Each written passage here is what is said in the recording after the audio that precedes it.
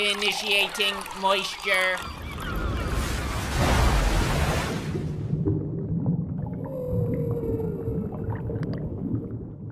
Welcome to the Moist Meter. Today we're taking a look at the new Batman movie. This is, of course, unrelated to the Nolan trilogy as well as the Affleck universe. This is a standalone dimension where Batman is just starting to get into the swing of things and figuring out what he needs to be for Gotham. I actually think Gotham is the best part of this movie, the city itself. It is hell on earth, and they don't shy away from showing you it. It is truly a shithole, a stinky, festering cesspool. And, of course, throughout all of Batman media, everyone knew Gotham's got a lot of crime, it's not a good place to live, but this is the first Batman movie that really doesn't pull punches in showing you just how awful and miserable and hopeless that city is, to the point where even Batman questions if it will ever actually yield any results what he's doing, and it might just be a lost cause, fighting a losing battle. And you see that now. And I think that's a really interesting detail, because the majority of this movie, and it's a long movie, it's almost 3 hours, the majority of it takes place at night. So, for most of the time, Robert Pattinson is Batman. You don't really see a whole ton of Bruce Wayne. So you're getting to see him actively trying to make Gotham a better place and seeing him fail at every turn to have a positive effect. In fact, things are only getting worse with him being there, despite him having a very profound effect on criminals themselves. He's still new to being a vigilante, but in the short time he's been operating, he has become fear incarnate, and the movie does a great job of showing you how scary the Batman can be. A criminal just stole money from a cash register, and then down a dark alley, he hears some weird noises. Some criminals were graffitiing a place, and their spray can bottle fucking rolls into a dark hallway. And then they all look up and they see the bat signal, like, fuck, Batman's probably over there like the boogeyman about to fuck me in my ass. And they all run away just out of fear. And then there's some common criminals that are about to beat up a man for no reason, just for the sake of a viral TikTok video, and hit like a Harlem Shake afterwards or something. But then they start hearing these thunderous fee-fi-fo-fum footsteps coming from the darkness, and Batman emerges, and everyone's getting their ass beaten. He's blasting everyone. The movie does a great job of showing you a scary, broody Batman, and it does a great job of that. But then here comes my first complaint. I think Batman is great, and I think Robert Pattinson does a great job as Batman, but there's no disconnect between Batman and Bruce Wayne. They're the same character in this movie. When he takes off the mask and is Bruce Wayne, he is still just as broody and emo as Batman. Whereas in all the other Batman iterations, Bruce Wayne puts on a facade. He's a playboy douchebag. He's completely different when he's out of uniform, when he's off the clock. But in this movie, Pattinson's still just fucking sad and depressing, even when he's not being Batman. So he's around Alfred, and he's just like, Alfred, you're not my dad. Don't act like my fucking dad. Like, it honestly sounds like he's one Pierce the Veil song away from rage quitting MySpace. There's just no difference between Batman and Bruce Wayne. Even when Bruce Wayne was in the public eye, like paparazzi, people around him and everything, he was still head down, slouched, didn't say anything to anyone, just very broody again. Which is very weird to me, because I'm used to the Bruce Wayne being like Chad Thundercock and Batman being the very serious, very broody, dark figure, not Bruce Wayne and Batman. So I don't think it's like the worst decision in the world, because I think it can work, and he is still very new to this, so he's still figuring out exactly who he needs to be and all of that. But still, it was something I felt I should point out, because it didn't work super well for me, at least not in this movie. I think him as Batman was fantastic, but him as Bruce Wayne, I just didn't really think hit as hard as it needed to. I thought every other character did a fantastic job. Alfred wasn't in the movie a ton, but when he was, I thought he did a great job of commanding the scenes. I really liked Alfred, as well as the other supporting characters. Selena Kyle, which is Zoe Kravitz, she did a great job as Catwoman. And just the entire cast, honestly. But the real standout to me was actually the Riddler. The Riddler is a character I've always found to be super goofy, not very intimidating, and more of just like a comic relief villain. Now, I'm no big comic book lore expert. I don't know if the Riddler's ever been super cool, but in everything I've ever seen him in, he hasn't exactly been like the most intimidating or scary villain in Gotham. But in this movie, he was like fucking Jigsaw. He was a criminal mastermind who set up all kinds of wildly elaborate puzzles, as well as actual saw traps I don't want to give any spoilers, really, but there is one time where he uses something I'm pretty sure I saw in Saw 4. Like, he has a contraption on someone that he wants to punish and get Batman's attention with, and it's pretty fucking intense. The movie, I'm shocked, is PG-13 because it feels like it wanted to be R. From the very first mystery that Batman has to solve, they seem to want to go hard. Dude's missing a thumb. He's been beat to death with a fucking hammer. It's intense. It really does feel like it tries to deliver an R-rated experience at the PG-13 price. Like, it doesn't... It feels like they may have just dialed it back in post in order to hit PG-13. I obviously can't prove that, but it still works just as well. Just because it's not like over-the-top gory or showing everything that I feel it wanted to show, it doesn't take away from it. I think the movie is really smart. I think it does a great job of giving you a detective mystery, as well as just some great actual superhero kind of shit. Batman is still every bit as cool in this movie as he always has been. I think Robert Pattinson does a great job when he's beating ass, when he's solving crimes. He's obviously very smart. There's never a scene in this movie where I feel like Batman is lame or anything. Same with the Riddler. And I really thought the Riddler would be just kind of a goofy pick for their main villain, but it's a great, great job. And there's so much to it. It's more than just the Riddler. There's a lot that goes on. There's a lot of moving parts. And this is going to bring me to my next complaint, and it's one that I can't touch on too hard because of spoilers, but when the Batman is solving some of these mysteries, he completely throws the value of human life out the window. And what I mean by this is there's a giant car chase, and the chase is fantastic. It is really well shot, and I love that they wanted to really stick with realism, so instead of having a giant tumbler, he has a fucking muscle car with a crazy jet turbine thing on it like you see in the trailers. Goes full-blown Dukes of Hazzard. But what happens in this chase scene is Batman is so fixated on catching the guy he's chasing, he completely disregards all of the lives around him that are lost. Because in this scene, there's tons of cars crashing into each other, and the people are actually dying because the cars explode. There's a scene where he... this is a minor spoiler, I suppose, so just fair warning. Okay, warning over. There's a scene where 2 trucks explode. Those people are absolutely dead, and as well as the cars around them. The 2 trucks explode, and he ramps off of the trucks with his vehicle as those trucks are exploding. So all of those people are dead, and it's entirely Batman's fault because he was chasing this guy for so long on such a busy interstate. Whereas he didn't really need to chase him. He had everything he needed to know about the guy. And in fact, when he caught him, just let him go, right? Like, he didn't need to chase him, so all of those lives didn't need to be lost in this pursuit. He could have just come back a different time. So when, of course, Batman inevitably gives the whole speech about why taking lives is wrong, it really loses a little bit of its impact because it's like, bro, you are directly responsible for at least like 100 people that died on that interstate because of your senseless chase through there. Like, you have no room to be saying things like that. So it's just something I wanted to point out, a little nitpick. And there's also another scene where he is like quite literally directly responsible for people around him getting hurt that aren't even involved.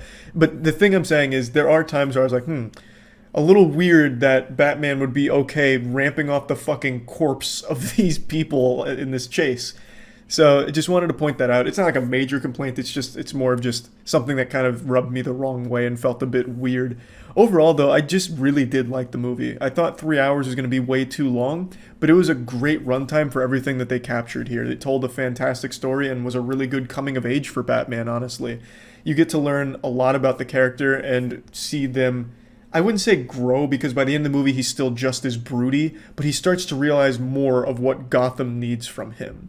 And it was just a really good movie, and it was super well shot. There were so many incredible scenes in this movie, I couldn't even pick like what my favorite would be, because there were just so many amazing moments that I thought just fucking slapped. One other thing that I do want to point out that it's a bit of a complaint is there are times where relationships between characters just fucking go wacky, like Insano style, quickly.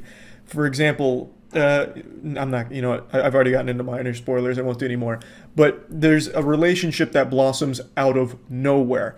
Batman only shares a couple scenes with this person, and then 15 minutes later, they're in love, it seems.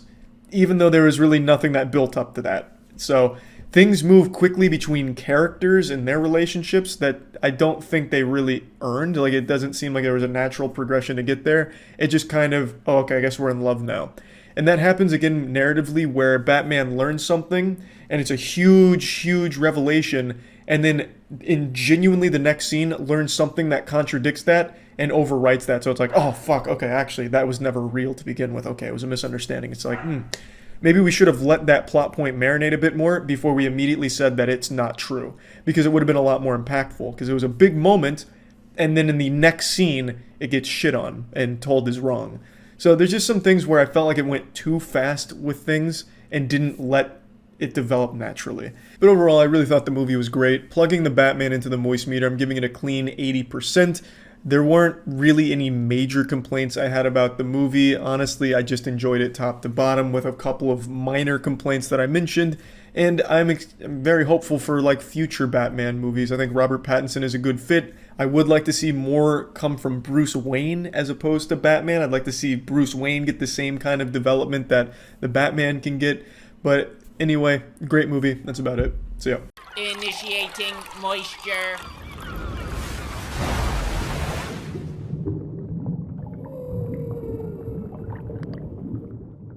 Welcome to the Moist Meter. Today we're looking at Shazam. DC's been known to make some real stinky dog shit diapers for movies in their DC universe, and recently they've been turning it around, and I'm happy to say they keep up the momentum through Shazam. It's a good movie, but DC's also known for its awful CGI, and Shazam keeps that up and takes it to the next level by having some of the shittiest CGI I've seen from them yet.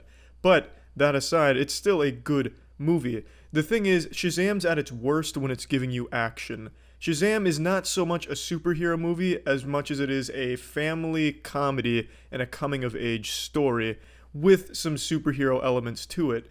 It's kind of hard to explain, but this has almost nothing that the modern superhero movies have, with like big climactic fights, villains that are fleshed out, and then like a big CGI payoff, brawl fest, dicks flying everywhere. It doesn't have that. It has a very weak villain that I think is super shitty, a very two-dimensional, uninteresting villain, but it has this great cast of characters. I think the entire crew in the foster home where most of it takes place, I think everyone in the foster home is great.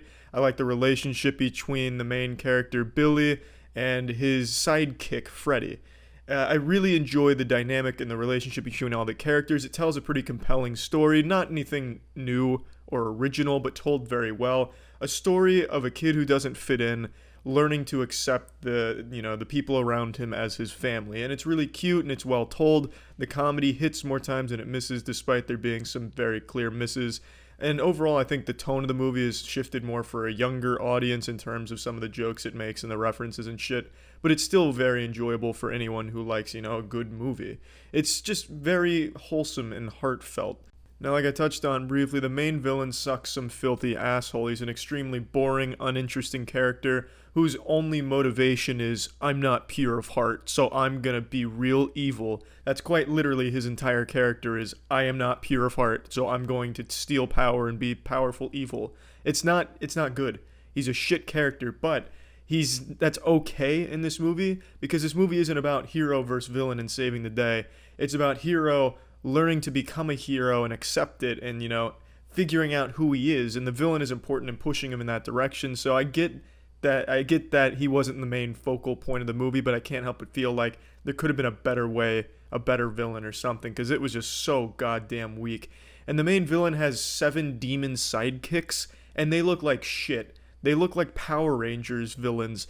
Honestly, that entire aspect, like the actual fighting and shit, looks like straight out of a 1990s superhero movie that you'd see on like Nickelodeon as like a licensed property done by a B studio. It's shit. It is really bad. I'm not going to sugarcoat it. I didn't like any of the actual action and anything involving the villains. It's just really, really not well done. And again, I know it's not the main focus of the movie. That's why it's not a massive complaint, because there's not a whole lot of it. But it's there, and I do think it should be done well, especially for a big budget movie. I can't believe that they would have the demons looking as bad as they do in here. They look like they're fucking claymation, and when they're like fighting or doing anything, it is so goddamn stiff, it's like I'm watching someone puppet action figures with a string. It's terrible. It's terrible. It really is. But it is still a good movie, because that is not what it is about, so I can forgive that. That's why it's not a huge complaint, but it is a complaint nonetheless. What Shazam does that no superhero movies are doing right now is just be a lighthearted, fun experience and know that that's what it is trying to be.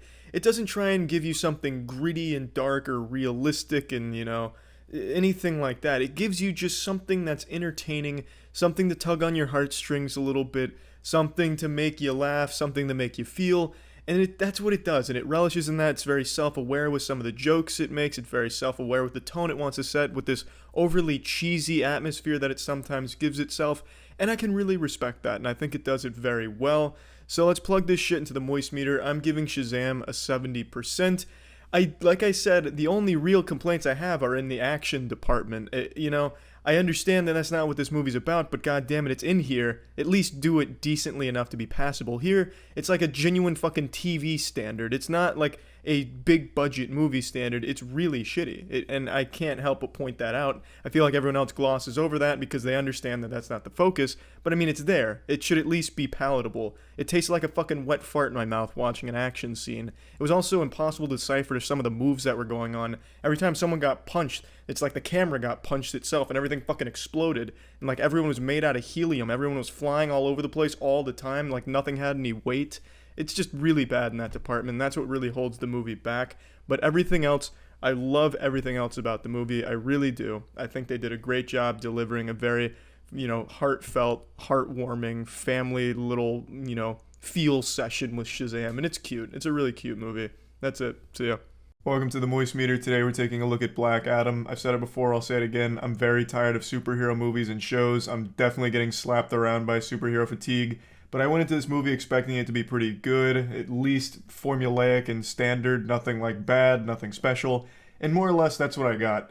Though I did enjoy it far more than I expected to, and that's because the movie just puts a huge emphasis on action. The action's very flashy, and I really enjoyed all of the fight sequences, of which there is a lot.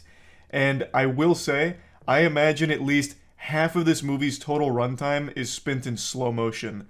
There is slow motion in almost every scene. There's more slow-mo in this film than fucking Matrix. Like, they use bullet time more often than Matrix did. But yeah, it's certainly not like a polished film by any stretch of the imagination. Now, I actually kind of reviewed it live on stream last night, so I'm just gonna play the clips since that's like my full thoughts just being vomited out of my fucking mouth on stream. So here's my moist meter dump, and then I'll give you like the official score at the end. You get exactly what you're expecting. Very super safe, super standard story. Very flat characters. The only character I actually liked was Pierce Brosnan, but I'm also just a Pierce Brosnan fan, and Dr. Fate was cool. Everyone else is just like the most generically written character you'll ever see in a movie, ever. But it's serviceable because it's mainly just about its action, and it does a really good job with the action. Black Adam's just zapping holes in people's chests, ripping them in half, blowing them up, but like vaporizing them. Like, it was refreshing to see a superhero just murder people, so that was cool. So I could totally excuse flat characters in a lackluster story because it seems like the focal point was just, here's Black Adam going on a massacre. He's an anti-hero. Man, there's no such thing as an anti-hero in big budget comic movies anymore. He's just a hero in the movie. Spoilers, he's just a hero. He doesn't do anything morally questionable other than kill people, which I don't even think is morally questionable in universe. He only kills bad guys.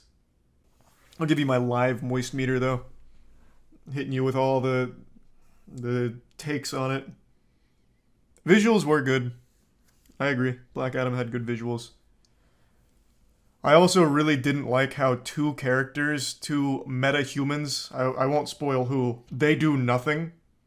They serve no purpose in the Justice Society. They just tag along doing fucking nothing. I don't know why even have them at that point. Just focus on like your superstars. Why even bother bringing them when they're not even given roles? What do you think about the post-credit scene for Black Adam? I don't know if I've said this publicly, but I'll say it here with my whole chest unashamedly. I don't stay for the post-credit scenes anymore. I just can't be bothered. I just go home and Google it, and I'll read what the post-credit scene was. The post-credit scenes sound kind of hype from Black Adam, though. This man is a movie reviewer. I know, what a fraud. Doesn't even stay for the fucking post-credit scene after goddamn 10 minutes of scrolling text. I just look it up. Like, it's so much easier. I leave the theater, go in the car, I look it up, I read what it was because it's only like a 2-minute blurb in the post-credit scenes ever. So I just get the 4 sentences of what the post-credit scene was, and I'm like, yep, let's go. Oh, one other thing I want to point out about Black Adam that I think is rough, but it's not important because, again, the story and the characters aren't important. The main lead actress, I got the impression she didn't give a fuck about her son at all. Like, throughout the whole film, like, she says, like, oh, we have to save my son. But I never felt it. It always just felt like they couldn't give a fuck less. She's like, but my son's got I don't know about spoilers. My son's got an important item. We have to save him. And they're like, we'll save him. Okay, good. Just whenever it's convenient, honestly. Just really, don't worry about it. But sooner would be better. But again, it's fine. I'm sure it'll be fine. And then she just lets him, like, skateboard around the entire city, like, starting, like, a riot. I don't know. It just felt like there was never any real stakes. Obviously, well, again, I guess this is spoilers. It's so fucking hard to talk about movies like this without spoilers. Because most of my complaints are about some of the dumb shit. But it is spoiler territories. It doesn't matter, though, because, again, the focal point is on Black Adam just killing people, which is, it's well done. It's cool. This isn't a spoiler. Another trope that I'm really tired of in superhero movies that all of a sudden now they're going whole hog on is giving children like an integral role as like a superstar, like a superhero without powers or a superhero with temporary powers, like in Love and Thunder. I hate that shit. Like, I get that the main demographic is kids, but god damn it, I'm 28 years old. The last thing I want to see is some snot-nosed, milk-drinking little nerd going around defeating demons. Like, I don't like that. It makes me, it just irks me. Just show me the cool stuff. The grisly characters getting after it. I want to see, like, the daycare get out and go blast skeletons. You're just jealous? I would have loved it as a kid, 100%. Not, like, I get it. Again, the main demographic I know is kids. And I know if I was a kid, I would be eating that shit up. But as an adult who's mad about everything, that is just one of my big pet peeves. I don't mind if the kid has, like, a big role or something important to the story, but stop giving him, like, the power of friendship to beat demons out of nowhere. Not that I'm saying it happens in Black Adam, but there may or may not be some ordinary people with no powers that start killing some demons with pipes and golf clubs. Maybe it's in there. Overall, I really did enjoy the movie. It's nothing special, but it is just a really fun action film. So, plugging Black Adam into the moist meter, I'm going to give it a 70%. I think the character could also be really cool in the universe. This is definitely one of DC's better movies, I would say. So, I'm excited to see where Black Adam goes from here. Hopefully, he'll continue to murder people. Hopefully, that whole, no killing rule doesn't apply to Black Adam anytime soon. Because right now, he's pretty badass. So yeah, that's about it. See ya. Initiating moisture.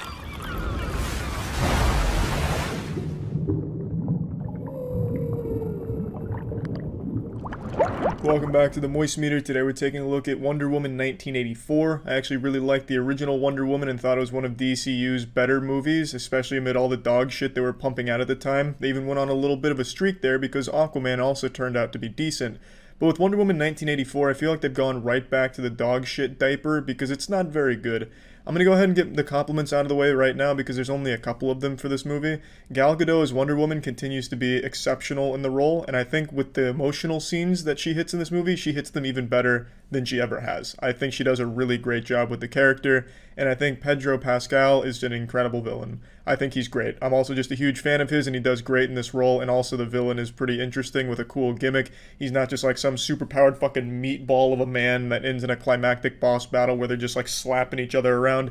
It's actually a pretty interesting gimmick.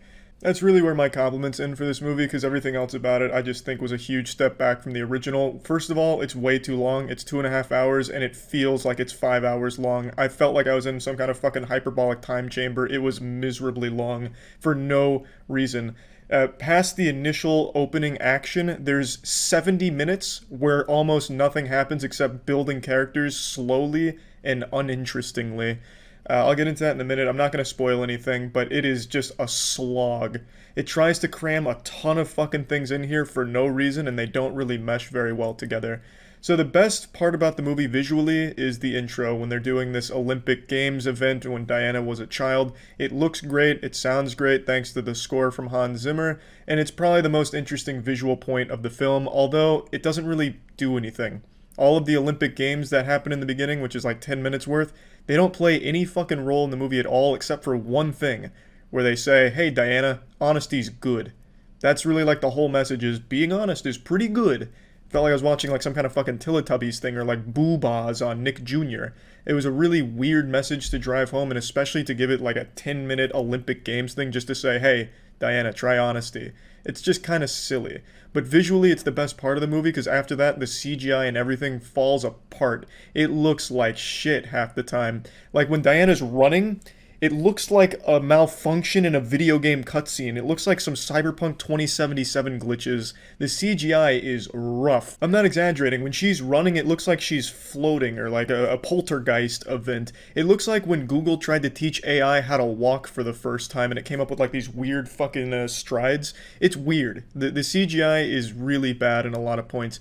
And the first mall scene, like the first bit of action this movie really has, is terrible. It's like a cheesy 1960s Adam West Batman thing. I don't know if they were going for that vibe, but she stops this mall robbery where these like cartoonishly silly bad guys are like planning a heist and they get some shit, and then one of them gets caught, so he's dangling a girl over a ledge. He's gonna drop the girl because he doesn't want to go back to jail, as if somehow killing a child is gonna make him avoid jail time. I don't really get it.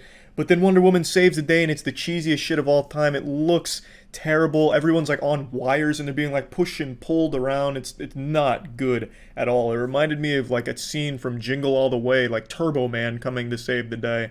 It was very dumb, and I definitely thought that was going to be the tone of the movie from there on. But it doesn't. It's not. It's really disjointed from everything else, because after that it's just a completely slowed down character piece where it's kind of just Diana and Kristen Wiig talking for a long time. And I don't think Kristen Wiig is a bad actress or anything, but she is not good in this movie. She's good at points in the movie, but her character, they really tried to build it and they were just unsuccessful. And also in the beginning, like the first 20 scenes with Kristen Wiig, she's wearing these glasses that are reflecting the green screen off her glasses. It was extremely distracting because every time you see Kristen Wiig in a scene, you see the green screen too. I honestly don't know how they missed that because it is glaring. It was like the only thing I could focus on when I saw Kristen Wiig. I'd like tune out everything else and I just focus on the fucking green screen in her glasses. It was wild how that stayed in the final cut here, and also surprising how few people seem to have noticed that. But again, it's not really a problem with Kristen Wiig's acting. I think she does fine in the role. It's just the character really wasn't given enough room to be interesting. Like, she has two scenes where she's like awkward and, I'm a nobody, but I want to be somebody. And then they introduce the plot device, which is a wishing stone. So, I wish I was somebody. Of course, the whole movie is the cliche, be careful what you wish for thing. So in the next scene, she's like super badass and a real powerful somebody. And it's just very silly. It goes like 3 scenes where she's awkward, and then she's immediately not awkward anymore. So it's not like they really built anything up, at least not successfully. I really don't even see why they included her in here, except for the fact that she becomes super-powered somebody. And I guess that's the only thing they wanted, so that way there could be like a potential showdown or something. I don't know why they wouldn't just focus on Pedro Pascal, because he's the actual like interesting villain of the movie. I just don't actually see what role Barbara Minerva played in this, the character played by Kristen Wiig, except for the fact that they wanted some kind of big showdown at the end, and you can't really do that with Pedro Pascal, just given how he is as a villain. It wouldn't work, and I think they wanted to have some kind of CGI showdown, which is weird, because that's definitely the weakest part of the movie, is their visuals. And to get around this, in the final like fight scene, which is all CGI, they have it take place at night where you can hardly fucking see anything because it is absolutely atrocious. When the light does accidentally hit their CGI characters towards the end, man does it look bad. So I don't even know why they bothered to include the character in there. They could have just focused on the actual villain who is actually interesting, Pedro Pascal. They had 2.5 hours and it felt like they did nothing but wipe their ass with that time. I did enjoy the back and forth between Chris Pine and Gal Gadot. I think they had good chemistry, and I did like some of the more wholesome scenes.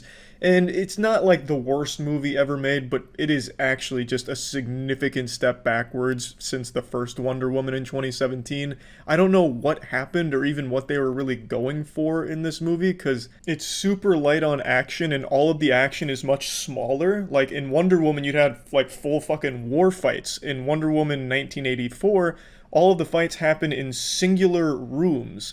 The first one happens in a small area of a mall.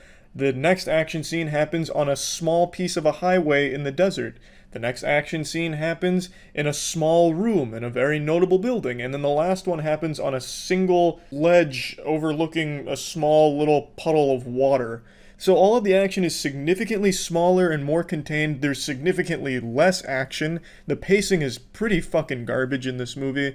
The emotional scenes with characters aren't as explored as it was in 2017's Wonder Woman. Everything in Wonder Woman 1984 is worse than the original.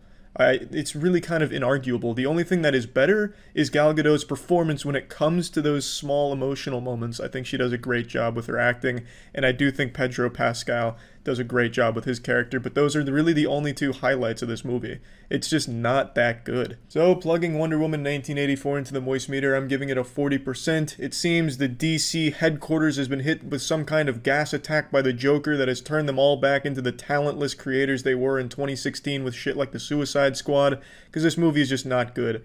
I thought they had finally started to find their footing with their movies when it came to like Wonder Woman, Aquaman, Shazam even. Like they had some good movies coming out of the pipeline, but something must have gone awry because this one really just wasn't good. It's carried entirely by the performance of Gal Gadot and Pedro Pascal, and there's a few cool moments occasionally in the movie, but they're extremely rare and I can count them on one hand. It's not a good movie.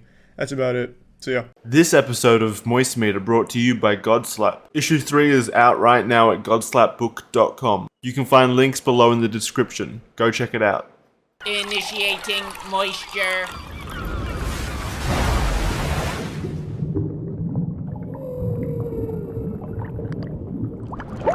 Welcome to the Moist Meter. Today we're taking a look at the new Shazam movie, Shazam! Fury of the Gods.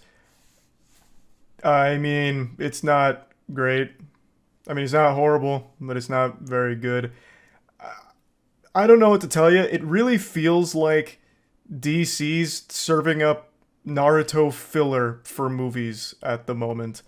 This whole film felt so utterly worthless. I can't even like fully explain it without getting into spoilers.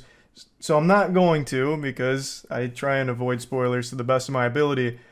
But it feels like the stakes are super duper low, and it goes into the most cliche superhero film I may have ever seen. This feels like Marvel's first attempt at superhero films back in like early 2000s, but somehow this came out this year.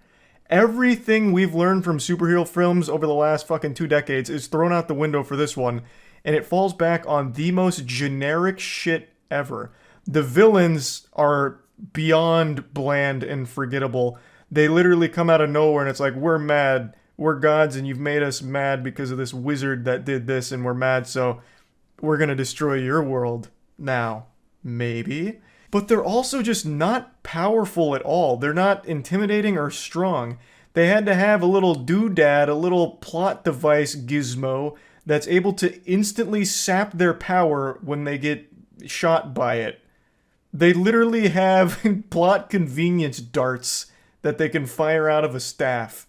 And when it hits them, it steals their power back and they just become normal kids again. Because if it was to be like an actual toe-to-toe fight, they'd lose. And it wouldn't even be close. One of the villain's powers is she can whisper in your ear and make you do things. But she can't even do that half the time. She only demonstrates this working twice. The other, 3 times she uses it, a child overcomes it every time. A literal kid. It's supposed to showcase the kid being strong, but really it just showcases that god being weak as fuck. Where she can't even, mind control a child. So, and that's all she does. She doesn't even demonstrate, super strength or anything. All she can do is whisper, tell you little secrets, and, inception you. And that's it. And then, like, the main villain, she can control elements. But all she uses that for is to make a box hit Shazam at one point. Or throw a amalgamation of concrete and traffic cones at Shazam once. And then put up a barrier twice. It's like, it's all so unbelievably underwhelming. They're just not good villains at all. Like, from a writing perspective, a motive perspective, power perspective, they're not cool. There's a dragon in the movie, and even the dragon's not cool. The dragon's so fucking weak. They hype up the dragon like it's the eater of worlds and all that, but we don't see it do anything at all that demonstrates it being anything more than just this flying nuisance like a mosquito. But anyway, I'm focusing on that a little too much. This is, at its core, a movie for children. In fact, the entire auditorium was filled with families and their kids that would cheer anytime anything at all happened with, like, jingling keys. Like, I know Shazam, the first one, is very much a family film, but this one is like 10x the childishness of that. From its jokes to its, like, actual plot and things that happen, this is very, very clearly geared towards a young audience. So that was a little disappointing. But even, like, the shit that happens in this film is so goofily non-important that even the main characters, for the most part, don't take it even remotely seriously for even a second. It just never feels like there's any real peril. And I absolutely fucking hate that since this has gone so far back in time into superhero movies, it has this big clusterfuck of bad CGI monsters that get spawned in. Literally like some Power Rangers shit. Just like these monsters that get spawned in, they're super shitty. They don't do anything. They, like, kind of move around a little bit. And I think they kill, like, 2 civilians. Kill, I'm using loosely. They throw them, like, 2 feet in the air, and it's presumed that that civilian got hurt. It's just not very good at anything. I think the actors do a great job with the material that they're forced to work with. Like, the acting I actually thought was even, like, improved. In the first film, it didn't really feel like Shazam the adult was the kid. It was 2 separate characters. Here, they feel a lot more in line, which is clearly what they're going for, and they definitely did a better job of that. But he's not really the main character in this one. Freddy's really, like, the heart of this film and where most of the emotion comes from. And Freddy's actor does a great job, honestly. Like, Freddy's a pretty decent character. Probably the best character in the movie, honestly. Like, he does get a bit annoying, but that's also one of his main traits. Overall, it just feels like this movie served no purpose. It felt like they made it because they felt forced to. I would imagine initially Black Adam was supposed to play a role in this because fucking obviously it's Shazam and Black Adam, but The Rock wasn't really willing to play ball. So instead they had Black Adam be completely separate, which ended up tanking this film as well. So they had to fucking ham-fist and cobble together this mess of a movie. And I'm calling it a mess, but it's not like it's fucking horrible or anything. It clearly knows that it's a movie for kids, and it leans into that. So I guess a lot of it's supposed to be something that you just give a pass to, but it's just not interesting at all. It really isn't. And I really hate a lot of the back and forth that happens, in particular in the middle act of this, where it's hard to talk about with spoilers, but there's a lot of back and forth with things getting taken and then getting taken back and then taken again and then taken back. It's just, I don't know. Not a lot of this movie worked for me. The movie was really at its best when it still had, like, elements of adventure, which were kind of in the beginning, where, for example, they went into a room that had a lot of doors leading to a lot of places. It was a cool little environment and a cool concept that wasn't really explored. But it was a cool idea, it was interesting. Then they go to a library with flying books and, like, this omniscient pen that can write down anything and answer any question you have. Those 2 things are cool, but you don't see a lot of that here. There's really just not a lot of magic in general, especially for something that involves a wizard and the powers being of magic origin and the villains having magic powers. It's crazy how not prominent the magic is in the film, which is a weird decision. But yeah, aside from a couple instances of a few scenes that I thought were done well, there just wasn't a whole lot I really liked about the movie. Plugging Shazam Fury of the Gods into the moist meter, I'm gonna have to give it a 40%.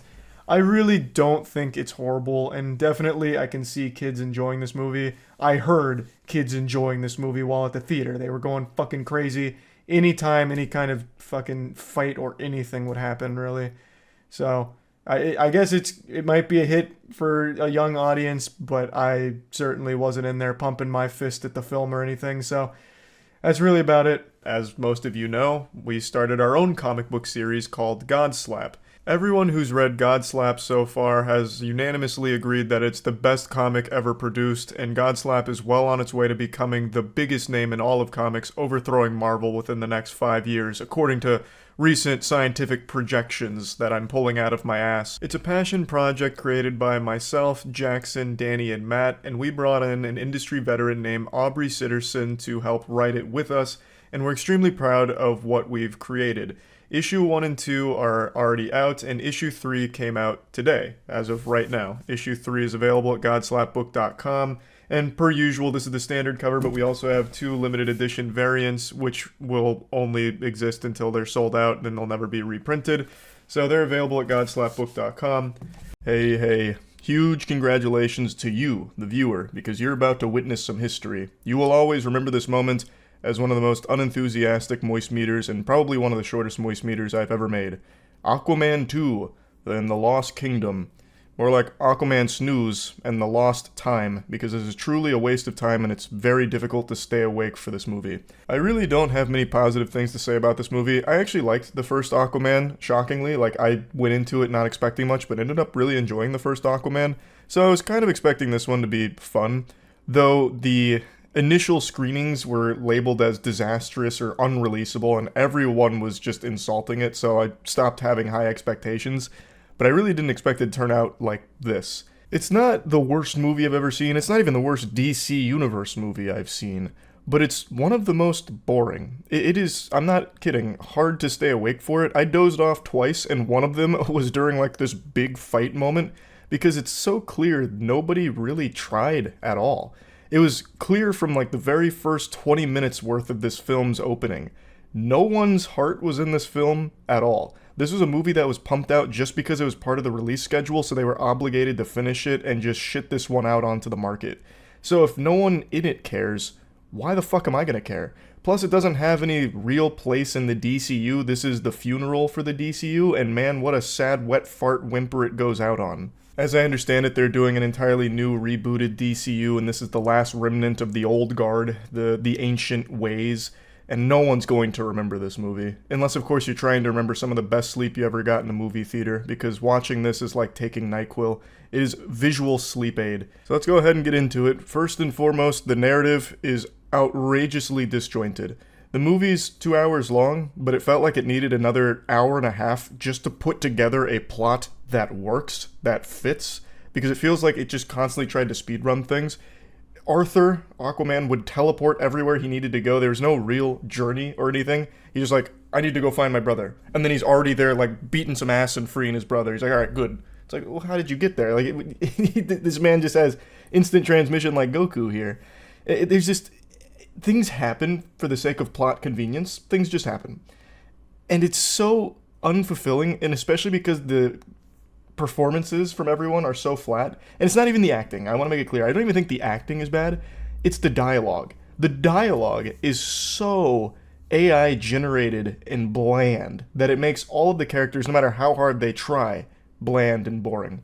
To give you an example, a truly devastating moment happens in the plot, one that's absolutely going to put tears in the eyes of everyone in the audience watching this. Something bad happens to Aquaman's family, and since this is a movie mainly about Aquaman's family, a lot of times it's spent like a buddy cop film with his brother. It's a movie about his family, and when this scene happens, I shit you not, I think it's five cuts, and what it is they go through all of Aquaman's closest friends and family, and they go, no, no, no, like cutting between each one of them just saying no. It's fucking laughable. It is so silly. I really don't know why they would have put that in the final cut, and I think it's just scrambling to have put something out. This movie was apparently a victim of tons and tons of reshoots, and I really think you can feel that. For example, there were the rumors about Amber Heard's role in this film being cut down, and I definitely think that's the case. I don't think this is what the film was originally supposed to be. Since it's a movie about Aquaman's family, you would expect Amber Heard, who played a huge role in the first one, to have a big role in this one. But she doesn't. She's sidelined. They put her on the bench.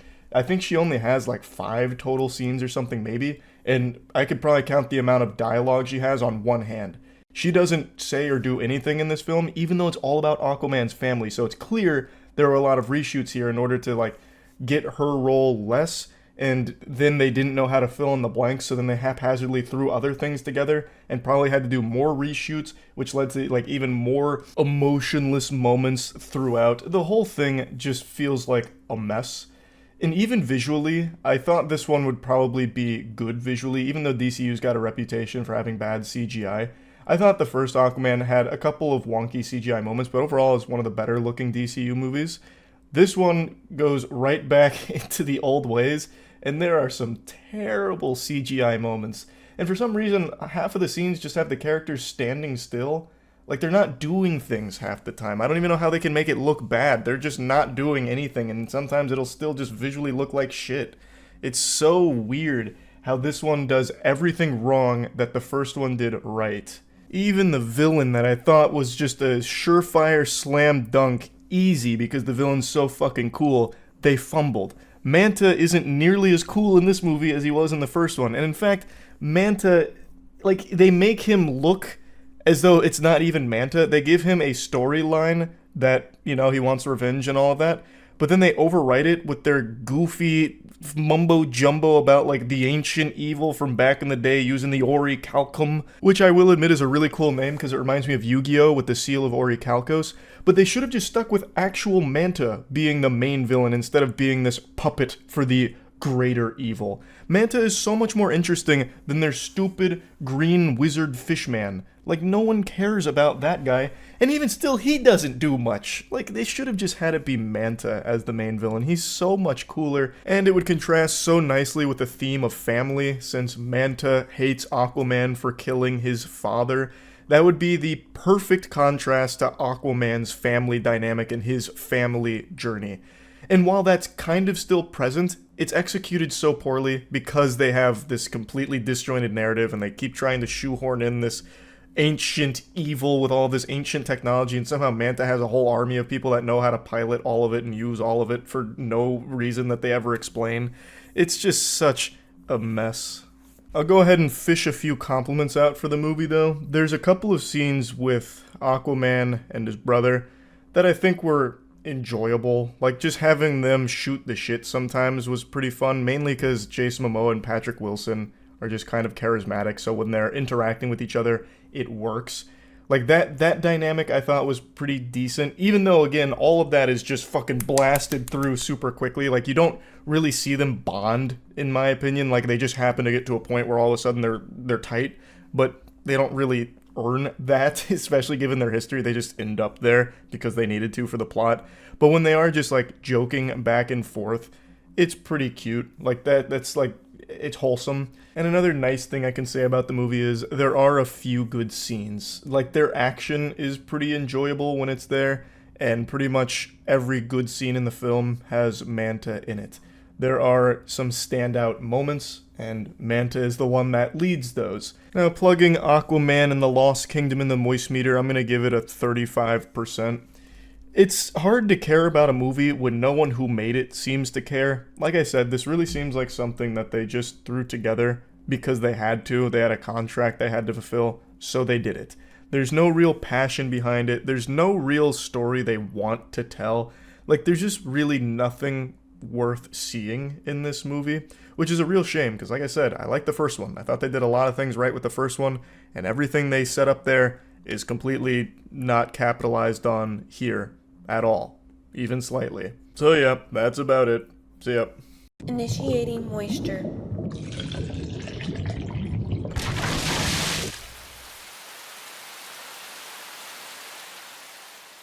You know what time it is. It's Moist Meter time, bitches. The wettest around. If you were lost, now you're found. Welcome to Moist Meter headquarters, ladies and gentlemen. Today I saw Wonder Woman, and it was good. And it doesn't matter what I think of it, because you're going to see it regardless. We all know that. But it's my duty as a professional moisture content and joke in the movie industry.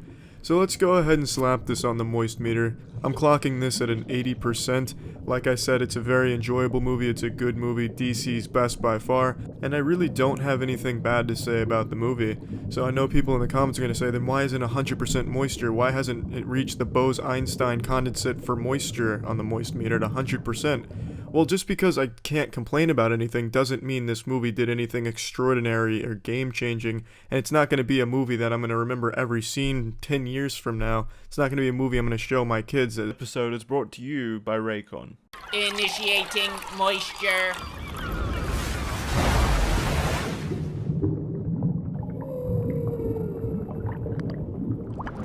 Welcome to the Moist Meter. Today we're looking at 2019's most controversial film, Joker. I've already made a whole video talking about the drama and controversy around this movie, so I'm not going to go too hard in there. But now that I've seen it, I'd like to at least say I don't think this movie is going to incite violence and inspire children to light libraries on fire or take a shit and smear it over a cross or anything like that. I don't think this movie glorifies chaos, mayhem, or violence in any manner whatsoever, and I just wanted to get that out of the way. Now let's talk about the movie itself, which is absolutely fucking extraordinary. I went into this not expecting much. The first images I saw of Joaquin Phoenix's Joker costume made me laugh. I thought he looked like a meth addict cosplaying as a 1980s Jack Nicholson Joker without a lot of effort behind it. But man, was I blown away by this movie. I gradually got more interested in it as more trailers came out, but even still, I didn't expect it to be as good as it turned out to be. From start to finish, this movie is just a masterpiece, an absolutely incredible character piece. It's all on the back of Joaquin Phoenix's performance. It is superb. I'm not a guy who nitpicks acting. I'll go scene by scene. Oh, I didn't quite like the eyebrow expression he did there. I certainly wouldn't make it. That's not real. My immersion's broken. Fucking horrible acting. Movie's an F. I'm not the kind of guy that really grades actors that harshly on their performance. If it's really bad, I notice it. If it's really good, I certainly notice it. And in this case, it's above really good. This is on par with Heath Ledger's Joker from The Dark Knight, and that's huge. I really just think the Joker is just one of the all-around best written villains that we see in movies occasionally. I just really love the character, and I love what each actor was able to bring to it. The Heath Ledger Joker interpretation and Joaquin Phoenix's are two very different characters, so you can't exactly compare them, but Joaquin Phoenix's is just so mesmerizing to watch on screen. It always makes you uneasy, but you never really know where he's going with it. He rides the line of madness fucking incredibly. He fucking tap dances on it. It's so incredible to watch the transformation from the start of the movie to the end of the movie. It was just an incredible ride, and it's all because of what he was able to do as an actor. Now, that being said, I think some of the direction they went with showing him going crazy is just a little goofy. This isn't a spoiler, so don't worry, but there's a scene where he's going crazy and he puts himself in a fridge for 3 seconds. And I was like, okay, yeah, I can see he's going crazy, but why the fridge? Is there some symbolic meaning behind this cryogenic therapy or whatever? I didn't really understand it. There's a couple of scenes like that where it's crazy for the sake of crazy shit that I don't think really added much to the character because he was already doing a great job of showing the insanity transition. You just didn't really need him jerking off in his underwear to the sound of distant screams in the city to show that he's going crazy. It seemed, really reaching there when they were already fucking nailing it. And that's the only actual kind of complaint I even have about the movie. It's not even a complaint, because it's not like it really bothered me. I just thought it was unnecessary to the character. This movie as a whole is just so it adds so much to the already extremely tense scenes. And oh man, I'm really trying not to spoil anything, and it's hard to. So I decided it was time to upgrade because it's time, seamless Bluetooth pairing, more bass, and a more compact design, which gives you that nice noise isolating fit. So if you're interested, there's a link in the description below for 15% off your order. Initiating moisture.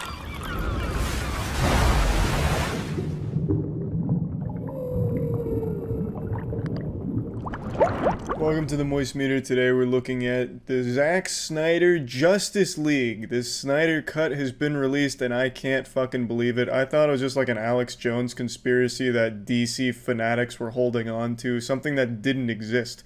like the fucking fountain of youth for DC. And like a fool, I believe that even if there was some Zack Snyder unicorn that somehow fixed all of the major problems from Justice League 2017, I thought it would never be released. I thought they would never see the light of day. And I just, again, thought it was such a far-fetched idea that there'd even be a way of salvaging the mess that was the Justice League movie. It's not the worst movie DC ever made, but it really, truly was pretty fucking bad.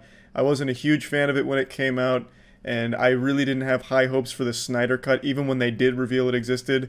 And I'm just gonna have to eat a full ass of shit on this one, because I was very wrong. Not only does it exist, and not only were the rumors true about it actually fixing a lot of the things in the Justice League movie, it is actually good, too. I was wrong 3 times on this whole thing.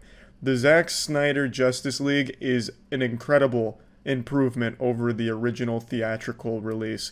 It's not even comparable. It is laughable how much worse the theatrical version is compared to Snyder's version. It's crazy. It was already a bad movie, but when you compare it to this, it's like comparing a Pee-wee middle school football team to the fucking Patriots. It's so silly that what we got in theaters was nothing like what Snyder had originally put onto paper, because it's night and day. I couldn't even recognize half the scenes in this movie from the original because they fit so differently here and there were so many changes. I initially thought it'd be so trivial, like mundane, 5 scenes throughout the entire movie maybe that they added to make it better. But this is a whole brand new movie, it feels like. The experience is completely different. It adds so much more depth to the characters that was absolutely absent in the one that released in theaters. Each character actually has a story this time and makes you care about them. Cyborg is a good character. Flash, good character. Steppenwolf actually has character to him now instead of just being some goofy villain that looks silly. He looks badass, looks like something right out of fucking Doom, and he actually has a little depth to him. It really did solve the problems Justice League had and made it better in every possible area. It is objectively an improvement in every category except one: runtime. And this isn't a problem I necessarily have, but this is a 4-hour movie. So you're getting double the Justice League, so you would hope they'd fill it with things that matter, and they did. There's not a whole lot of times throughout watching the movie where I was getting bored or felt like things were dragging. After the first 2 hours, I didn't even realize 2 hours had gone by. I was just really invested in it, and shit was just flying. They did a really good job of keeping the audience interested throughout this extremely long runtime, which is impressive. I've seen some people say that this movie would be better if it was just 2 movies, kind of like Avengers, Infinity War, and Endgame. That shit would not work for this movie. If they divided that in half, you would be left with the wettest fart of a first half, because the first half is spent entirely setting up the characters and setting up the stakes. There would be nothing, there'd be no payoff, there'd be really nothing that you'd look back and be like, yep, that was fucking great. You would look back and be like, man, I just watched setup for a movie that isn't out yet. You'd feel like your time was wasted, and you'd probably wouldn't want to watch the second part. It works as a 4-hour movie because it spends so much time building these characters up. It's like you're watching 4 or 5 episodes of a TV show you really like back to back to back. It's well done, and I'm shocked to say that. I don't think it's the best DC movie that's been made, but compared to the one that came out in theaters, it's completely different in all the right ways. But there are still problems with the movie. For the biggest complaint I have, it's the CGI. I don't know what it is with DC. I don't know if they're just really trying to nickel and dime CGI artists and the departments that make their CGI, just trying to get like the best bang for a small buck. But there are times where the CGI is again laughable, a problem other DC movies, including the theatrical release of Justice League. Every time the Flash would move in the original Justice League, he'd turn into an absolute fucking wet noodle. It was goofy and weird. There was a lot of bad CGI in that movie, and that is present here. So I guess it didn't fix everything, but most of it.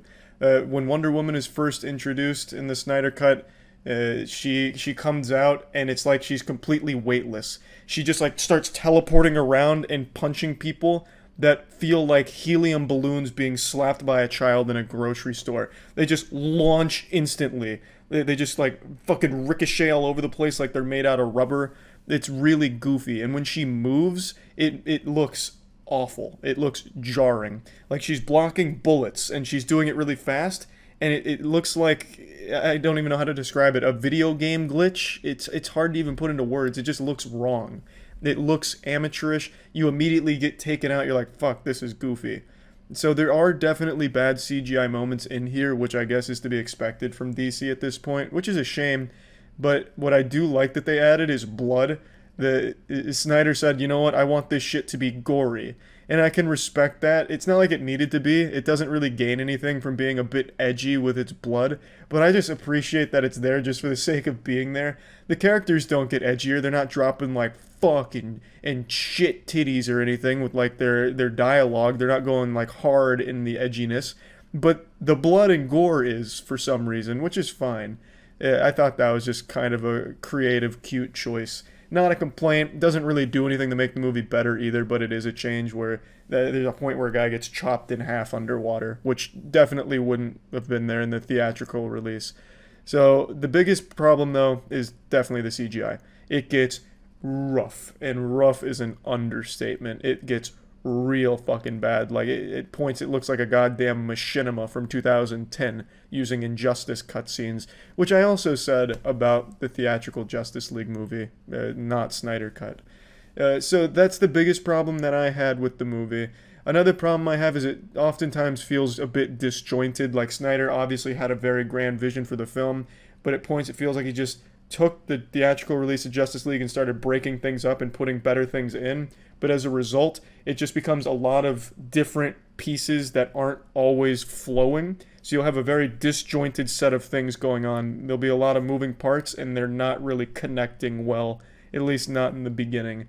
For example, you'll have a Cyborg flashback where he's playing football and then something bad happens. Then you go right to the Flash who's going over his motivation because something bad happened. Then it's back to Cyborg, back to Flash, stay on Flash, back to Cyborg, now to Batman, back to Cyborg, now to Flash. Like, it really does feel pretty chopped up. And oftentimes, well, not oftentimes, but in the beginning it doesn't make for a cohesive exposition. It just feels kind of all over the place at points, in my opinion. But that doesn't mean it's bad, because it's filled with much better elements that are much better for the overall film.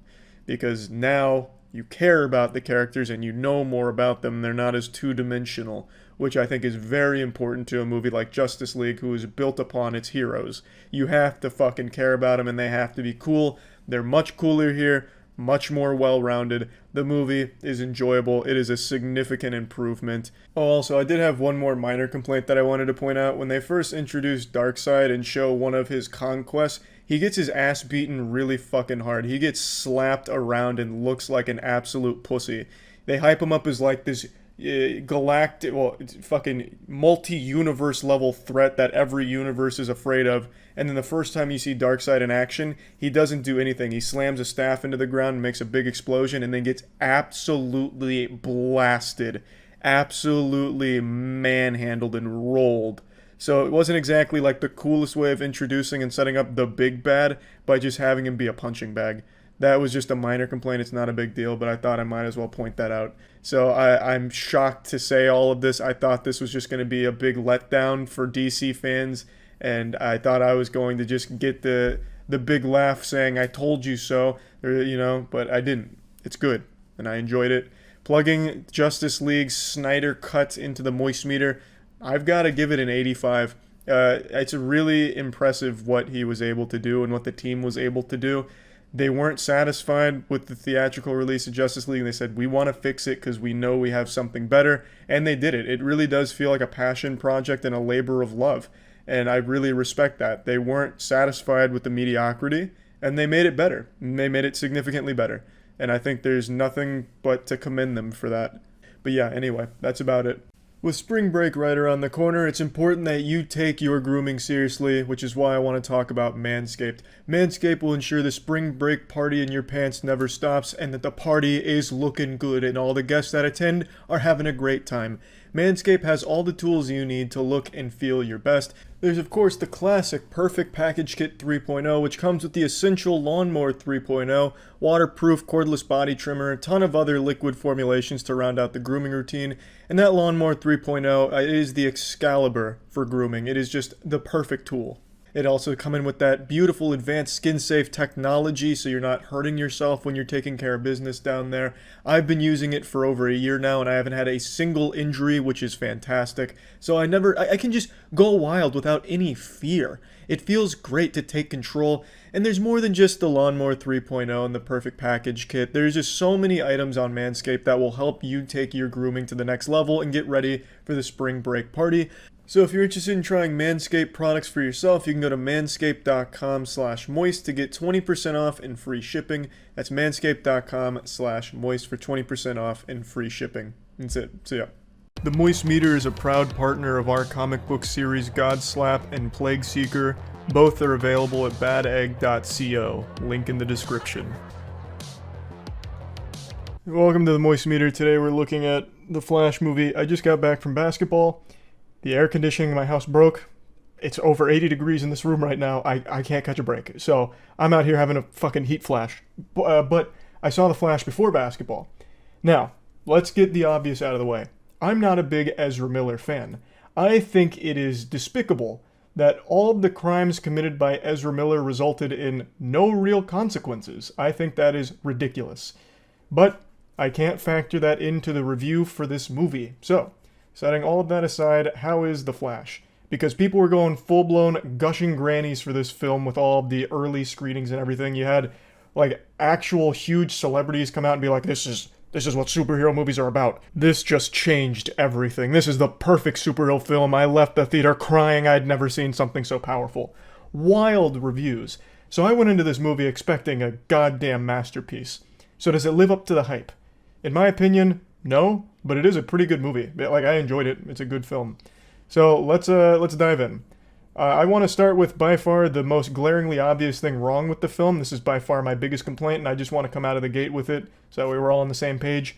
There is a lot of moments in this film where the CGI is laughably bad, so much so that the audience laughed at some scenes for how terrible they looked. Scenes where there were no joke other than how bad the CGI looked. Now, I've already seen the cope from some of the staff on the film, as well as a lot of very passionate, enthusiastic fans saying that the reason there's a lot of scenes that look shitty is because Barry moves so fast that it distorts lights and it makes things look cartoonish. And I think that's a really silly explanation, because it's not just when Barry's moving fast that the CGI falls apart at times.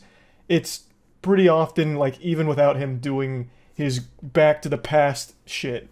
So it's not exactly a great excuse. Plus, I feel like you still wouldn't want your blockbuster film to look like it's straight out of a fucking video game cutscene. And that's a disservice to video game cutscenes. Like, there are times in this film where I thought Injustice 2 had better looking cinematics than what I was watching on screen.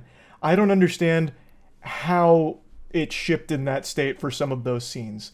I don't know why DC struggles so much in the CGI department when that is such an integral part of these superhero films. So it flounders a bit in quite a few cases with the visuals. But now let's move on to the things I liked. I like the narrative here. I am a sucker for multiverse stuff when it's done well, and I think they do a good job with this. I think it was a smart play having Barry interact with a younger alternate Barry. So you have an obnoxious character versus an even more obnoxious character, and they both become self-aware of it. And it actually works really well having Barry bounce off Barry. I thought that dynamic actually hit. But I really feel like the best part of the film was Batman. Both Batmen, really. Ben Affleck's Batman in Barry's, original timeline, and then Michael Keaton in the alternate timeline that Barry creates. They both work so well. There's a lot of cheesy, goofy dialogue moments with Michael Keaton's Batman, but it's charmingly silly. Like when he says, "I'm Batman," to Barry, who of course already knows he's Batman, or when he says, "You want to get nuts? Let's get nuts." It's like that line didn't fit anywhere in the scene that it was happening in, but I still had a smile on my face when he said it. So I think they did a great job with Batman. However, I don't think the same can really be said for Supergirl. She doesn't have a lot to do here, and she doesn't really go through any real development of her own or have any arcs or really even that much screen time. They don't even showcase just how powerful she is. She only has like 2 real scenes, and they're both fights. She's kind of just used as a tool to really highlight some of the powerful, immutable facts about the multiverse that need to be conveyed to the audience. So she unfortunately just really didn't have much to do here. The very core of this film focuses on an emotional weight of Barry's decisions in trying to change the past and how it affects everything, not just the future, but the entire multiverse and every other world. And I do think they do a good job with the emotional impact of that and what he's gone through and how desperate he is to make these changes in order to save people he cares about. I do think they capture that very well. However, towards the end of the film, it really gets into some very cringe kind of moments. I'm trying to talk about it without spoiling things, but it shows you many different multiverses. And in what's supposed to be a serious moment towards the end comes across as just really embarrassing with some of the shit they show you and try and get across. It's hard to explain because it would be a very big spoiler, so I won't touch on it, but I do think they kind of dropped the ball towards the very end of this story. But everything up until then, I thought they did a great job with, and I do think they stick the landing at the end. It's just right towards the end. Right before the landing, they stumble and fucking faceplant for a moment before picking themselves up and getting back on track. I also thought there was a pretty decent balance between seriousness and jokes, especially for a character like Barry Allen. There were a lot of jokes between the 2 Barry Allens, but it wasn't overbearing and they weren't super bad or anything. I actually thought there was a pretty decent balancing act done with, here's this Barry that's a lot more serious because he's been through a lot more shit. He's now in a different reality than he's used to. It's all his fault. He's dealing with the emotional weight of that. He's trying to figure out how to fix it. He's also gone through a lot of shit that's left him in a very different state than he came there in. And then here's this Barry Allen who's just kind of a douchebag and not taking anything seriously, being over the top and silly. Them meshing and spitting some jokes back and forth. And then, I don't know, I just actually thought the humor was done pretty decently in this film, whereas that's usually a major complaint of mine from fucking superhero films, is just the formulaic, non-stop fucking jokes that never end, and they're always so generic and formulaic. This time around, I thought that there was a decent balance struck. So overall, there's just not a whole lot of things that I disliked about the film, aside from a lot of the CGI that happens here. I just really wish they would polish that up, because the films would be elevated substantially, because that is just, it is noticeably bad in a lot of places. Like, there are just times where it is noticeably just bad. So that's just the major problem with it. And I do think there are a couple of moments narratively that didn't land, like I'd said. But overall, it's a pretty good film, and definitely better than I was expecting it to be. Plugging the Flash in the moist meter, I'm going to give it a comfortable, like, 70%. It's a good movie. I think all of the pre-release hype around it was a little absurd after seeing it now. Like, I do agree that it is a good movie, especially for DC, which makes a lot of stinkers in their cinematic universe. This is definitely not one of those cases. It is fun. Above all else, it is a fun film that I do think does justice overall to the Flash as a character, as well as just the entire universe. And I'm very curious to see how they pick this up going forward. They leave a lot of questions that the answers will be very interesting to see going forward now. So yeah, that's about it. So yeah. Huge thanks to ourselves for sponsoring this Moist Meter. Godslap is a comic series written by myself, Jackson, Matt, Danny, and Aubrey Sitterson. It follows the story of a character named Ace, who's an extremely powerful slapper in a world where slapping is king. Issue 3 just dropped. It's all available at badegg.co, and shit is starting to pop off. Ace is being hunted by a mysterious foe named Defister, who, after swan diving through a hospital, picks up Ace's trail and hunts him to the ends of the earth with his sidekick Olfactor. And also, our newest comic series, Plague Seeker, just came out. Issue 0 is available at badegg.co. It's written entirely by myself and edited by Jackson. It's set in a world 1,000 years after an apocalyptic event known as the Calamity. An asteroid hits Earth and it brought with it mutations that changed all of its inhabitants. Now the world is infested with things called plagues, and atop the food chain sits 8 great plagues that control the entire world, and only one man stands against them, the Plague Seeker, who has an insatiable appetite to devour those 8 great plagues. So all of this is available at badegg.co, so please check it out. So yeah. The Moist Meter is proudly presented by us, me, and our comic book series Godslap and Plague Seeker. Issue 4 of Godslap just dropped. You can find it for sale at badegg.co. Now getting into the Moist Meter.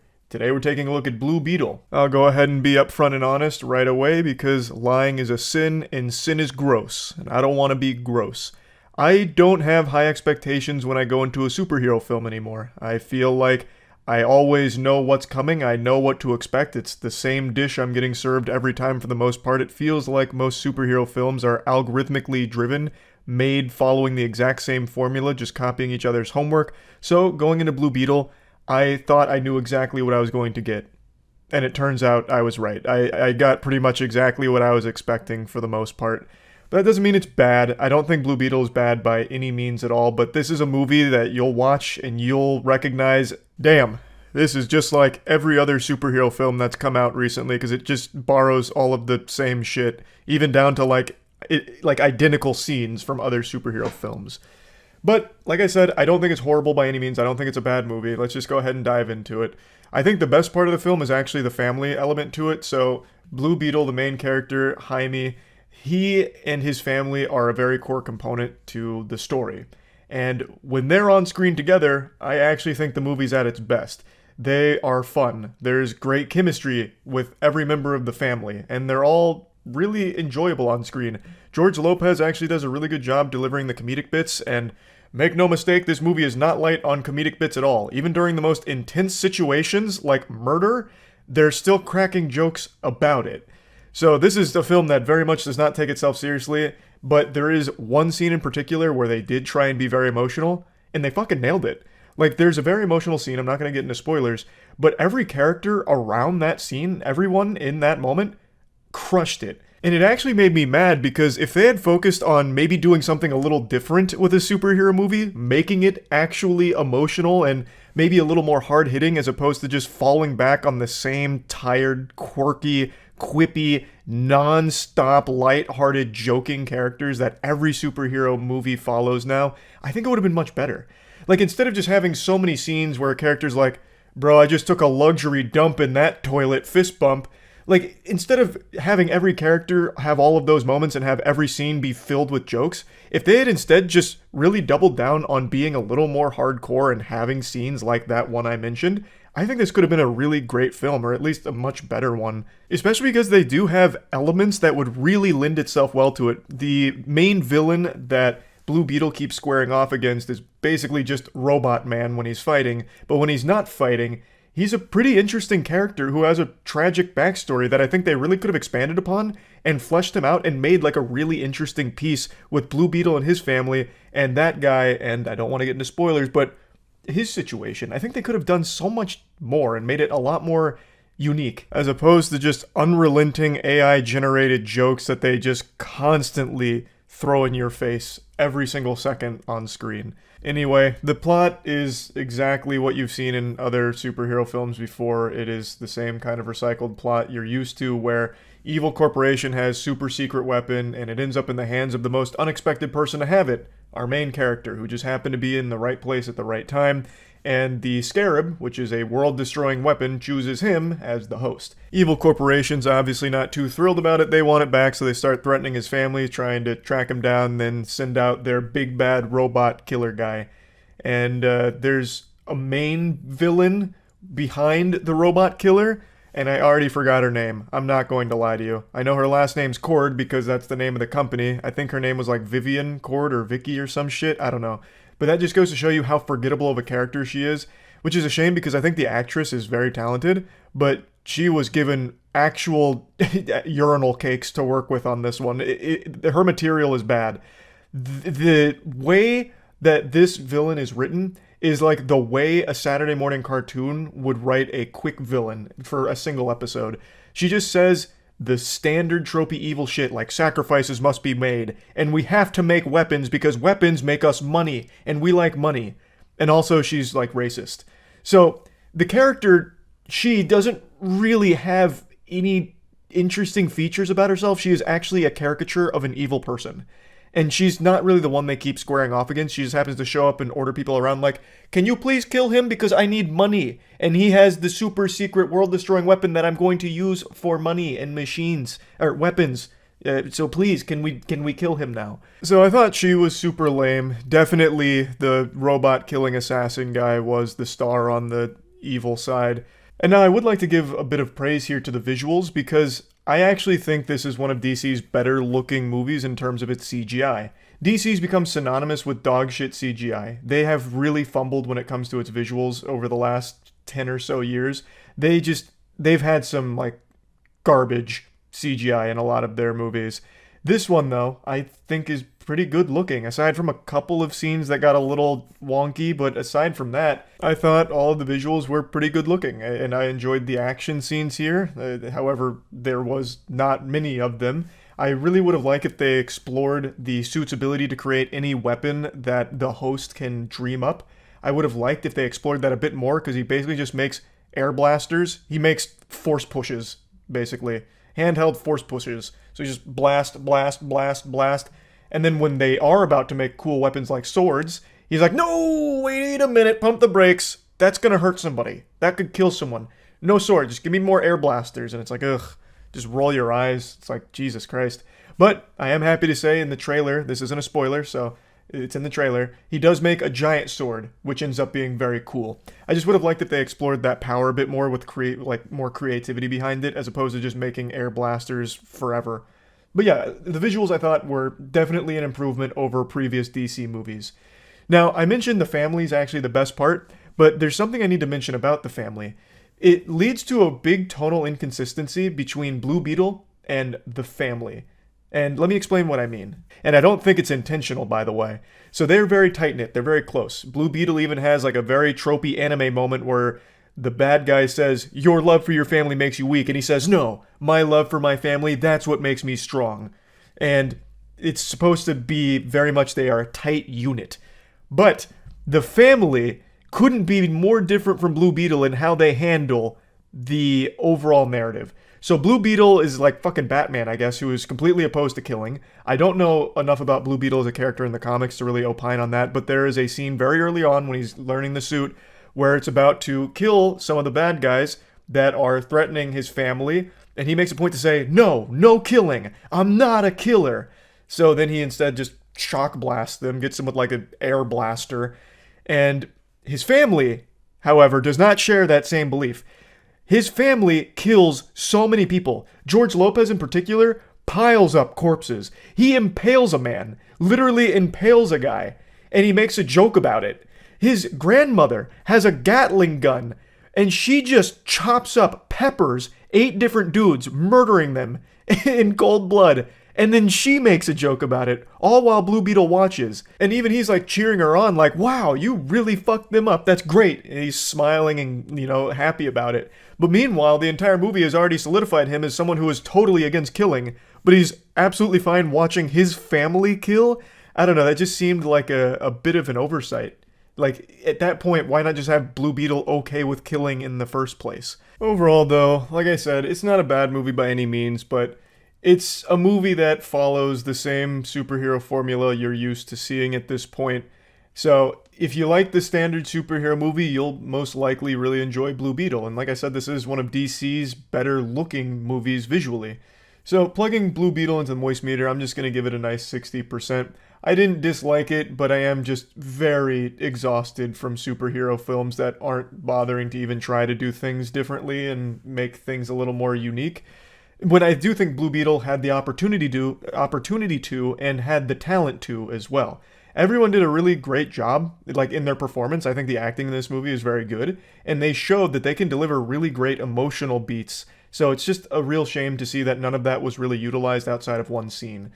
But anyway, that's about it for the Moist Meter, but I do want to mention that we are still selling tickets to the Moist Esports live watch party on September 8th, 9th, and 10th. Tickets are available at the strazcenter.com website. I'll put a link to it in the description below. Basically, it's a big party, a moist fest, where we're going to watch our esports team compete in the World Championship for Apex Legends and hopefully take home the trophy, as well as just make it a nice, fun atmosphere, meet and greet, all that kind of stuff. So if you're interested in attending, it's an in-person event from the 8th to the 10th. Tickets for sale now. This episode was brought to you by Surfshark. For 83% off a 2-year plan, visit surfshark.deals/penguin. Initiating moisture.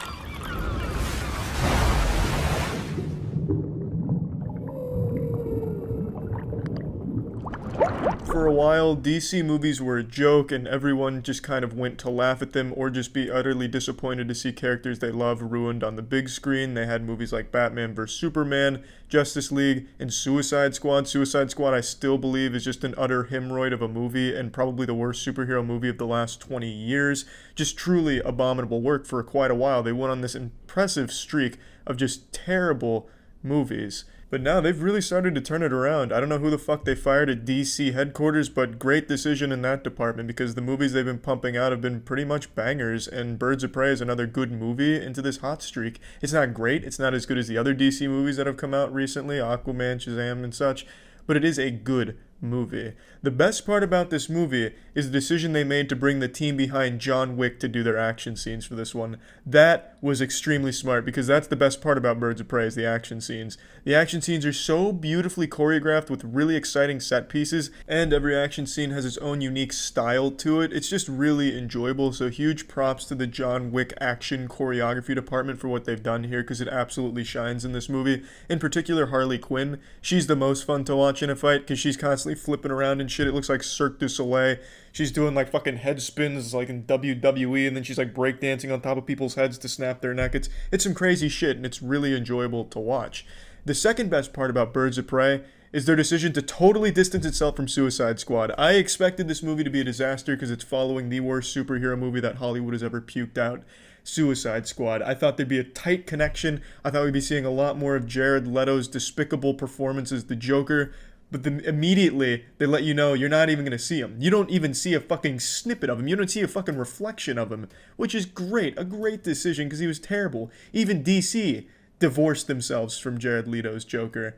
Which is the smartest thing they could have done. The movie immediately picks up after Harley Quinn and Joker break up, and it's about her dealing with being alone now, being her own woman and coming into her own identity instead of just being the sidekick to the Joker. And they explore it pretty well. Margot Robbie does a good job both in the emotional side of things and the quips, I suppose, even though I think that's really tired.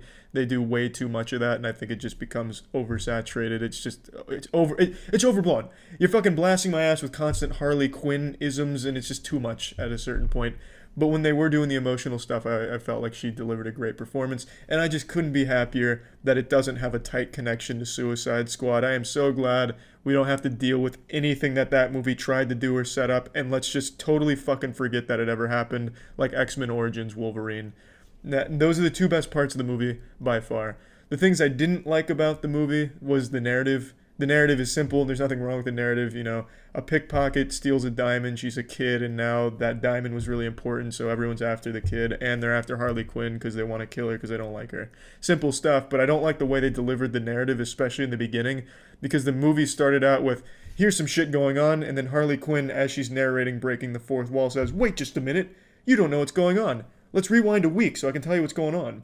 I was, queefing in the bathroom, and then I ordered this burrito taco, and wacky stuff.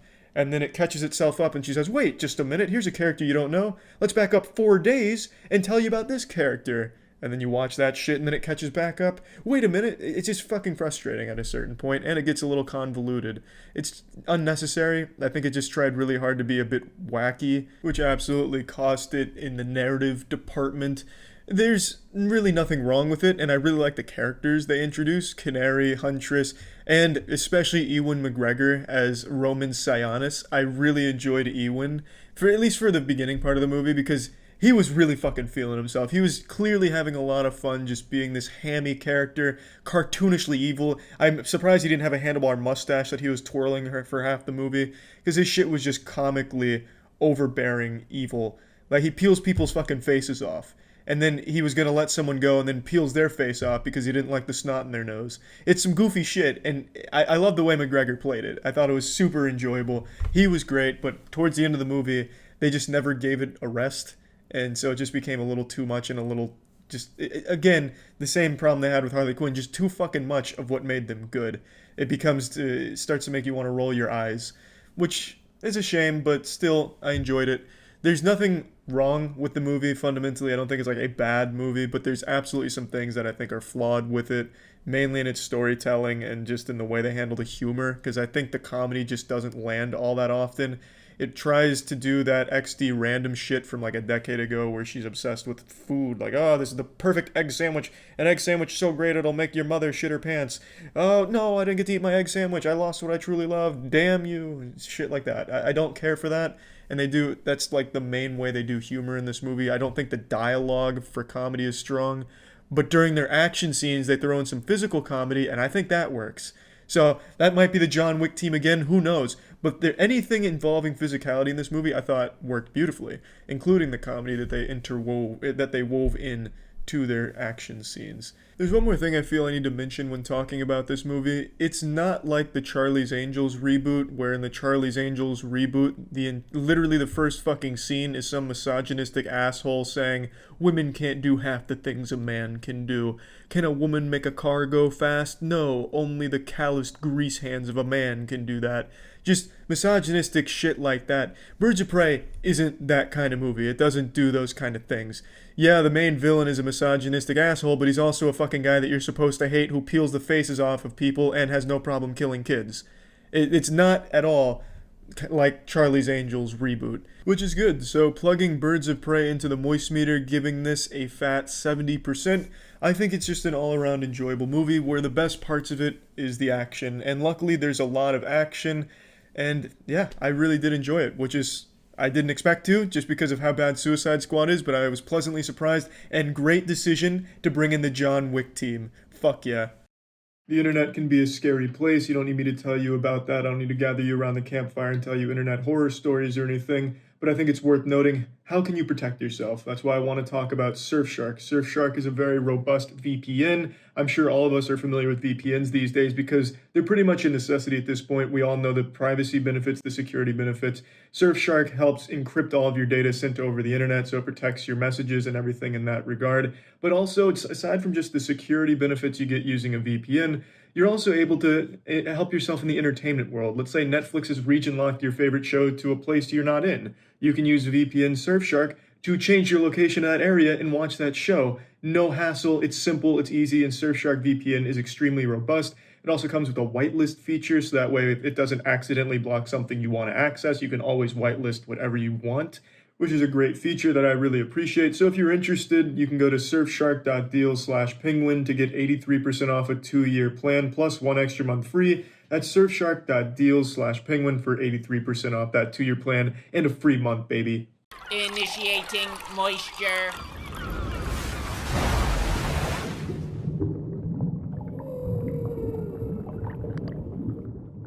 Welcome to the Moist Meter. Jason Momoa is a big man, but I'm about to be an even bigger man when I admit I was wrong about this movie. This is a movie that I took a fat, steamy shit on well before it ever came out, based on Aquaman being a pretty boring character, pretty shitty in the Justice League movie, and the promotional posters they released for this movie looked like middle school Photoshop. So, needless to say, I thought it was going to be a big old pile of shit, and it wasn't. Not at all. This is the second best DC Universe movie behind Wonder Woman. There's a lot to like, but there's a lot of stinky shit about it as well, so let's just get into it. I'll start talking about the weakest part of this movie, in my opinion. It's the dialogue between characters. It's really unnatural and robotic and downright cheesy, and the jokes. Oh my fucking lord, the humor in this movie is abhorrent and just painful at times. All of the jokes feel super forced, as if the movie was already wrapped up, but one of the higher-ups at the top of the food chain looked at the script and said, you know, there's no comedy in this movie. This is a superhero movie. All superhero movies have forced shit in the world. It's awful. What a zinger. If they wanted some shitty jokes thrown in for no reason, they should have just had me write it for them. More like Bored Atlantis, am I right? But that's the worst part about this movie. Everything else is pretty damn good. It has a really fun plot and a really fun set of settings. It's hard to put that into the words properly, but this movie is like a true comic booky adventure movie. It really commits to being super comic booky. You'll have some shit taking place at the bottom of the ocean with these piranha face shits that look like they're straight out of Pirates of the Caribbean with the Davy Jones crew. Then they'll be all of a sudden teleported to a prehistoric landscape with dinosaurs roaming around. It's fucking fun to watch the setting keep changing, and it's all really beautiful. I thought the CGI was going to be awful and lackluster like most of the DC Universe CGI, but they did a great job with this one. There are some really nice to look at, and it's complemented by some pretty cool camera work. Since everything's underwater, there's a lot of unique fights, some nice choreography, and the camera follows it around in a really fun way. Not a whole lot of shaky cam, so you can oftentimes tell what is actually fucking happening, which is rare in modern action movies. I do want to point out, again, that this is super comic booky, so there's a lot of shit in here that's just gesturing. Ocean Master, for example, his signature fucking move is just this right here. The amount of times he just goes, doing this is unreal. I think he has like 9 scenes dedicated to that. Aquaman also takes a lot of poses. It's very, very comic booky. Like, just comic book panels will have like a 10-second scene of like basically a still of the character just posing with an item or posing, making a sound. And that's really, it's goofy. It's super fucking goofy, but you can't help but smile because it's almost self-aware goofiness. Really never any development in the first place. Let's just plug this shit into the moist meter. I'm giving Aquaman a 70%. It's a really fucking decent superhero movie, and I am shocked. I thought this movie was dead to rights, dead on arrival, just a big pile of shit way before it came out, and I was wrong. Absolutely wrong. It's good. It's a good movie. That's it. See ya.